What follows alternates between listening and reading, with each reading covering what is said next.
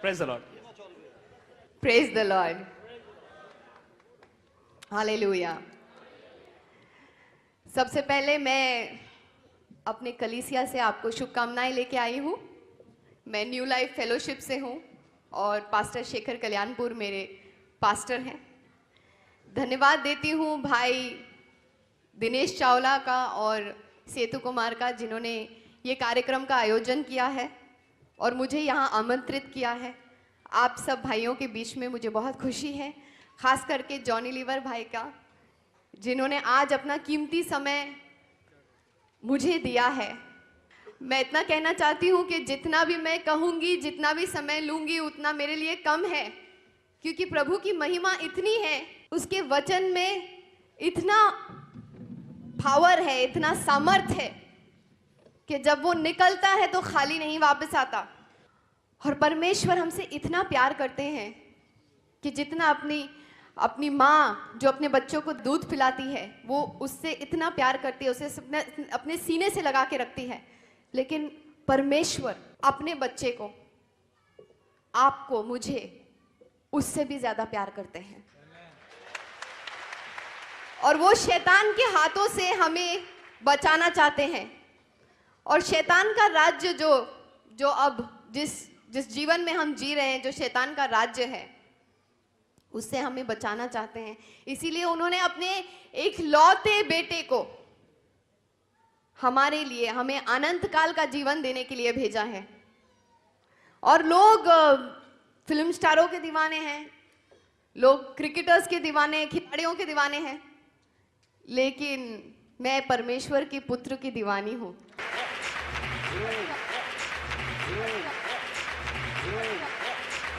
जो लोग मुझे नहीं जानते, मेरा नाम नगमा है और मैं बम्बई में पली बड़ी जन्मी हूँ।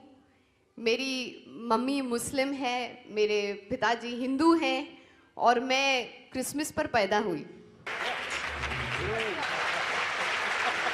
तो मैं सब कुछ मैं मानती हूँ, लेकिन कि मैं क्रिसमस के दिन पे पैदा हुई तो मुझे हमेशा ये लगता था कि मैं स्पेशल हूँ और मैं यीशु को बहुत प्रिय हूँ। इसीलिए शायद पूरी दुनिया मेरा जन्मदिन मनाती है। और मैं आपसे इतना कहना चाहती हूँ कि जात पात में मैं नहीं मानती। यीशु भी धर्म के लिए नहीं आए थे। यीशु प्यार बांटने के लिए, सत्य बांटने के लिए और हमें सही रास्ता दिखाने के लिए आए थे, क्योंकि वही है सही रास्ता, वही है सत्य और वही है जीवन। और उसी के द्वारा हमें अनंत जीवन प्राप्त है। मैं सिर्फ ये कहना चाहती हूँ आपसे कि पिछले 20 सालों से मैं फिल्म इंडस्ट्री में हूँ। मैं सिर्फ ये बताना चाहती हूँ कि जब हम परमेश्वर में हैं, जब हम यीशु मसीह में हैं, तो हम हमेशा जवान रहते हैं, हम हमेशा हरे भरे रहते हैं, क्योंकि परमेश्वर ने कहा है कि मैं रेगिस्तान में भी अपने बच्चों के लिए फव्वारे बनाऊंगा। तो आप सब उसको इतने प्रिय हैं कि मैं आपको क्या बताऊं। शायद वही बताने आई हूं यहाँ पर। और मैं इतना बताने आई थी कि एज एन एक्टर, आप तो जानते हैं फिल्मी जीवन कैसा होता है। हम लोग चूना लगाते हैं और सबको बहुत उल्लू बनाते हैं। हम लोग पर्दे पर एक नाटक करते हैं पर्दे पर, लेकिन पर्दे के बाहर भी नाटक करते हैं। और हमारा काम, अगर हम बहुत अच्छे हैं तो जाहिर सी बात है बहुत साल टिकते भी हैं। मेरे ख्याल से मैं थोड़ी बहुत ठीक हूँ, इसलिए मैंने 100 से अधिक फिल्में की हैं, 9 से भी अधिक भाषाओं में, और 20 साल से टिकी भी हूँ, तो थोड़ा बहुत अपना काम जानती हूँ। और इतना आप लोगों को बताना चाहती हूँ कि जब हम लोग एक्टिंग करते हैं तो हम लोग ऑब्जर्वेशन भी बहुत अच्छी कर लेते हैं। जॉनी भाई से अच्छा ऑब्जर्वेशन कौन कर सकता है?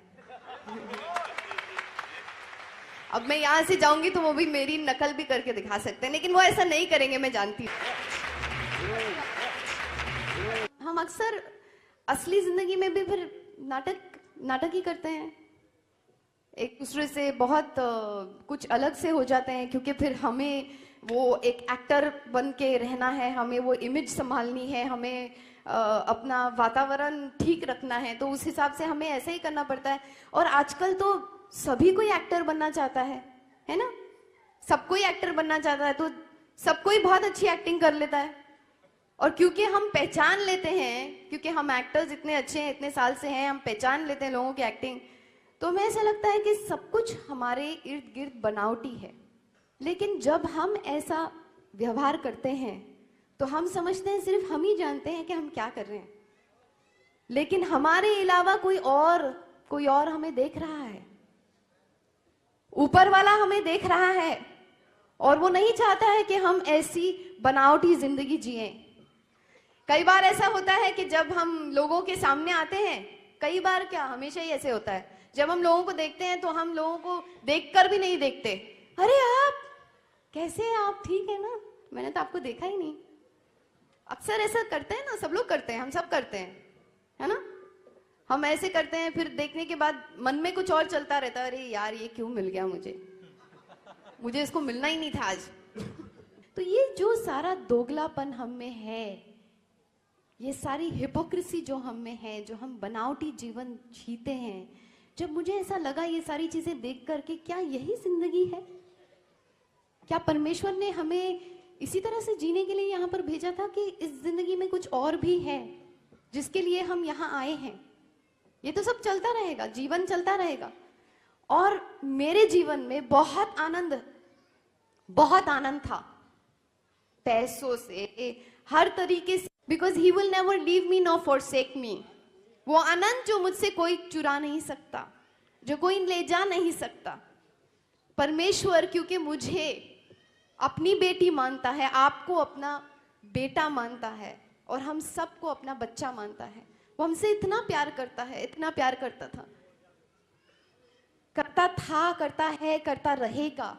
वो परमेश्वर जिसने इस सृष्टि को बनाया है, जो अनंत तक, एंड तक वो सब कुछ जानता है, वो असीम है, वो जानता है कि हमारी जिंदगी की हर एक जरूरतें क्या है, वो जानता है कि हमारे दिल में हमें क्या चीज चाहिए, हमें किस चीज की जरूरत है।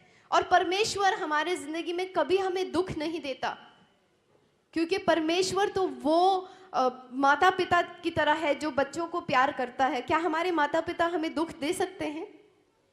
क्या वो अपने बच्चे को दुखी देखना चाहते हैं? कभी नहीं। उसी तरह से परमेश्वर भी हमको कभी दुखी नहीं देखना चाहते। लेकिन शैतान है ना, वो अपना काम करता ही रहता है। चोर का काम क्या होता है? वो चोरी करना होता है। वो आके चोरी करता है, दंगा करता है, मस्ती करता है, हमें दुख देता है और हमारी नींदों को चुरा लेता है। लेकिन परमेश्वर ने उसकी भी योजना की। परमेश्वर ने अपने एकलौते बेटे को भेजकर, मुझे अक्सर जीवन में ऐसा लगता था कि ठीक है परमेश्वर, मेरे से गलती होगी, मैंने गलती तो की होगी। अब हम झूठ तो बोल ही देते हैं। जब कोई हमारे घर में फोन कर लेता है तो हम नौकर को बोलते थे, अरे अरे बोलते नहीं है घर में, है ना? और इसी तरह से हम छोटी छोटी झूठ तो बोलते हैं। झूठ छोटा हो या बड़ा हो, झूठ तो झूठ ही होता है ना परमेश्वर की नजर में। तो हम पश्चाताप कर सकते हैं, हम ये कह सकते हैं। मुझे ऐसा लगा कि परमेश्वर मुझे इतना चाहते हैं, परमेश्वर ने मुझे छुआ और परमेश्वर चाहते हैं कि मेरी जिंदगी बदल जाए।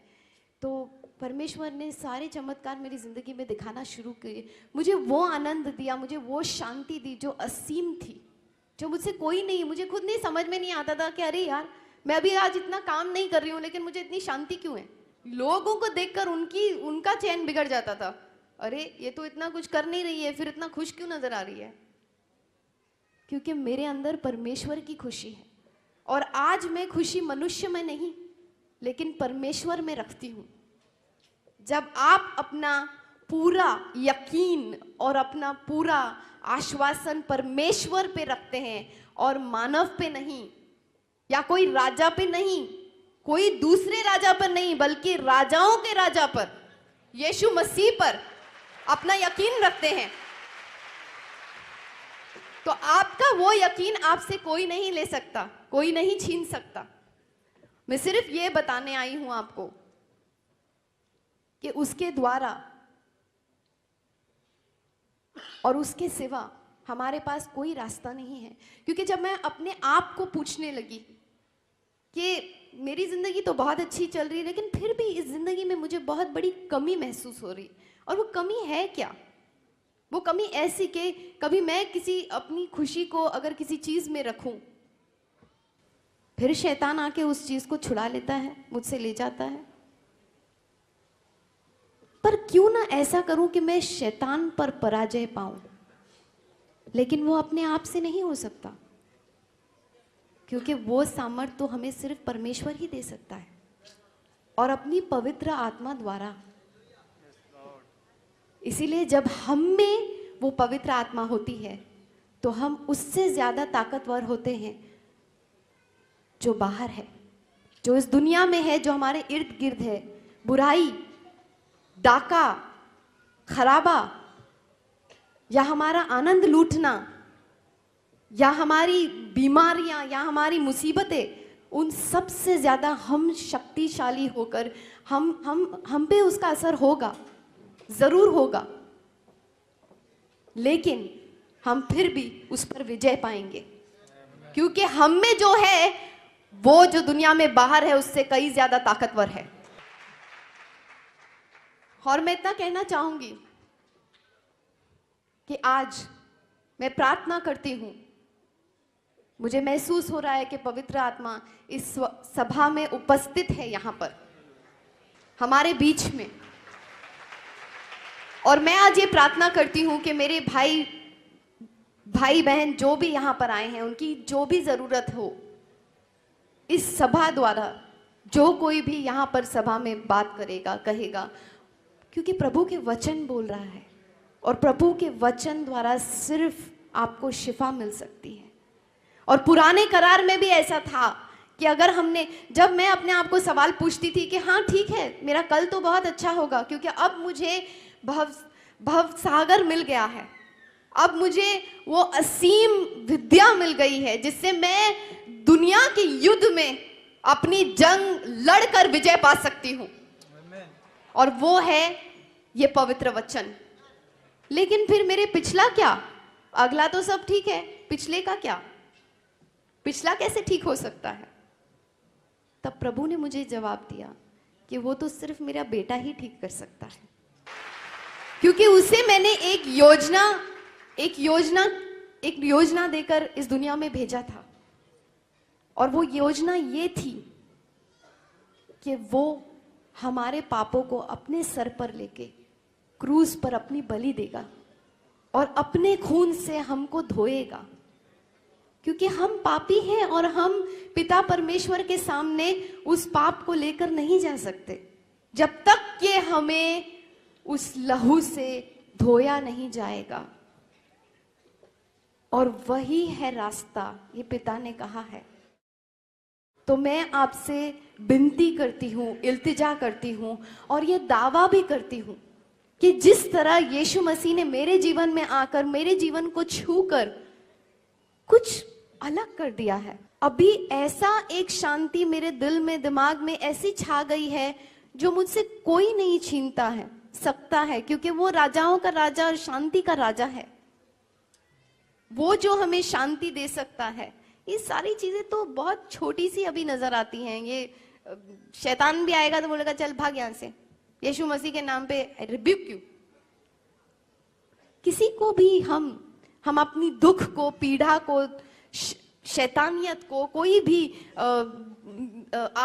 बुरी आत्मा को, किसी भी चीज को हम अपनी जीवन से यीशु के नाम पे उसे भस्म कर सकते हैं, उसे खत्म कर सकते हैं और उस पे विजय पा सकते हैं। और हमें सिर्फ ये देखना है कि बस हमें अपनी नजरें सिर्फ उस पे, परम पिता परमेश्वर पे टिकाए रखनी है। और जब हम यीशु को हमारे जिंदगी में स्वीकार करते हैं, उस पे यकीन करते हैं और उसका नाम लेते हैं और कहते हैं कि हमारे मन में आ जाओ और हमें मदद करो, हमारी मदद करो, क्योंकि वो क्रूज पर हमारे लिए एक उद्देश्य के साथ उन्होंने हमसे मंगनी की है। अब शादी बाकी है और उस शादी की तैयारियां अब शुरू हो चुकी है। और वो शादी की तैयारियां, मुझे तो ऐसा लगता है कि जैसे वो औरत जिसके सिक्के घूम गए थे, जब उसके सिक्के घूम गए थे तो वो दीवानों की तरह उस सिक्कों को ढूंढ रही थी। क्योंकि पुराने समय में जब अपना प्रेमी अपनी प्रेमिका से मिलने आया करता था तो या अपना शादी का न्योता उसको देना चाहता था तो वो सिक्कों का हार देता था उसे, और वो उसका हार टूट गया और वो दीवानी हो गई। क्योंकि वो प्रेमी कभी भी आ सकता है, चोरों की तरह वो कभी भी आ सकता है उसे लेने के लिए, और अगर उसका हार उसने जल्दी से नहीं पिरोया तो उसे छोड़ के चला जाएगा। तो इसीलिए उसने तुरंत अपने सिक्कों को ढूंढा, अपने हार को पिरोया और अपने दोस्तों के साथ वो जलसा मनाने लगी। क्योंकि उसको अब पता था कि अब जब उसका प्रेमी आएगा तो उसे ले जाएगा। उसी तरह से यीशु चाहते हैं, प्रभु पिता परमेश्वर ने यीशु को हमारे लिए भेजा है। उन्होंने हमें, इस पूरी कलीसिया को, हम सबको उसकी दुल्हन बनाया है और वो हमें लेने आ रहा है। लेकिन क्या हम तैयार हैं? क्या हम अपने दूल्हे राजा के साथ जाने के लिए तैयार हैं? क्या हमने अपने जेवर पहने हैं? हमें कुछ नहीं करना है, क्योंकि हमारे सामर्थ्य से नहीं और किसी भी चीज से नहीं, बस सिर्फ प्रभु की करुणा से और अनुग्रह से हमें ये मुफ्त तोहफा मिला है मुक्ति का। हमें सिर्फ उसे अपनी जिंदगी में अपनाना है, स्वीकार करना है और अपनी मुक्ति पर काम करते रहना है, सिर्फ नजरें उसकी तरफ टिकाए हुए। और मैं जानती हूं, मैं चुनौती देती हूं आपको कि जिस तरह से प्रभु ने मेरी जिंदगी छू के मुझे आनंद दिया है, और मैं ये जानती हूं कि ये आनंद मुझसे कोई नहीं छीन सकता। मैं दीवानों की तरह जाकर इसका ऐलान कर सकती हूं कि प्रभु ने मुझे इतनी खुशी दी है, इतनी खुशी दी है कि अब वो खुशी मुझसे कोई नहीं छीन सकता। जो मैंने प्रभु की महिमा देखी है और जो यीशु मेरे जिंदगी में और जीवन में कर रहा है, मैं सिर्फ वो खुशी आप सबके साथ बांटना चाहती हूं। और आज वो गवाही बनकर आपके सामने खुलेआम ऐलान करना चाहती हूं कि मैं उसकी दीवानी हूं। और आओ, आकर मेरे दीवाने को चखो और देखो, आप कभी मायूस नहीं होंगे। क्योंकि मैं भी अपनी जिंदगी अपने तरीके से जीती थी, लेकिन आज जब मैंने अपने आप को पूरी तरह से उसके हाथ में समर्पित कर दिया, ऐसे नहीं कि रात में समर्पित कर दिया और सुबह में वापस ले लिए, ऐसा नहीं होना चाहिए, अधूरा समर्पण नहीं होना चाहिए। जब हम दिल से कहते हैं कि प्रभु हमारे सारे बोझ तू ले ले, क्योंकि तू हमारे लिए क्रूस पे चढ़ा था, तूने हमारे लिए अपना खून बहाया और तूने हमारी सारी दुख, तकलीफें, पीड़ा, बीमारियां, ये सब हमसे लिया। तूने कोड़े खाकर अपनी जान की बलिदान सिर्फ इसलिए दी ताकि हम चंगे रहें, हम खुश रहें। और हम इस बात पर विश्वास करते हैं क्योंकि वो क्रूज पर चढ़ने के बाद तीसरे दिन जी उठे। और आज उन्होंने कहा है कि मेरे नाम से अगर तुम मेरे पिता से कुछ भी मांगो तुम्हें वो जरूर मिलेगा। और मुझे ये पूरा आश्वासन है कि एक बार आप यीशु मसीह को अपने जीवन में, अपने दूल्हे राजा को अपने जीवन में बुला के देखना, आपकी जीवन की हर सुबह सुनहरी होगी। और अगर थोड़ा बहुत दुख तकलीफ सहना भी पड़े तो क्या हुआ, जो हमें मिलने वाला है आनंद काल जीवन में, वो तो इन सब चीजों के बराबर कुछ भी नहीं है। इसीलिए मेरे भाइयों, अगर सोए हो तो जाग जाओ। आज का समय और अभी का समय बहुत अच्छा है। बस इतना ही कहना चाहती थी। मेरी दुआएं आपके साथ है, ज्यादा समय नहीं लूंगी, लेकिन अगर समय मिलेगा तो बहुत कुछ कहना है, बहुत कुछ सुनाना है। हम समझ के समझ गए, अब हमको आपको क्या समझाने हैं। हम समझ के समझ गए, अब हमको आपको क्या समझाने हैं। हम किसी हरे गैर के नहीं मेरे भाई, हम प्रभु यीशु के दीवाने हैं। तो मेरे भाई, आप इस वीडियो में देखा कि कैसे नगमा जी ने परमेश्वर के बारे में बताई और कैसे उनके जीवन में काम हुआ। और आपने इस वीडियो के माध्यम से देखा, मुझे विश्वास है कि आपका जो भ्रम हुआ शायद वो ख़त्म हो गया और मेरे प्रभु के प्रभु यीशु के प्रति आपके दिल में प्यार बढ़ा होगा। तो मेरे भाई आपका आनंद का जीवन भरा रहा है, इसके लिए थैंक यू। और इस वीडियो को देखने के लिए थैंक यू मेरे भाई। इस वीडियो को शेयर कीजिए, ज़्यादा से ज़्यादा लोगों के पास पहुँचाइए मेरे भाई। हमारा एक ही मकसद है ऐसा वीडियो आपको दिखाने का, ताकि आप भी उसके बारे में जानो, आप भी एक अनंत काल का जीवन जियो और उससे जुड़े रहे, ताकि आप जो अंधकार में आप जी रहे हैं, जो आपके जीवन में भ्रम है, वो शायद ख़त्म हो जाए मेरे भाई। Thank you.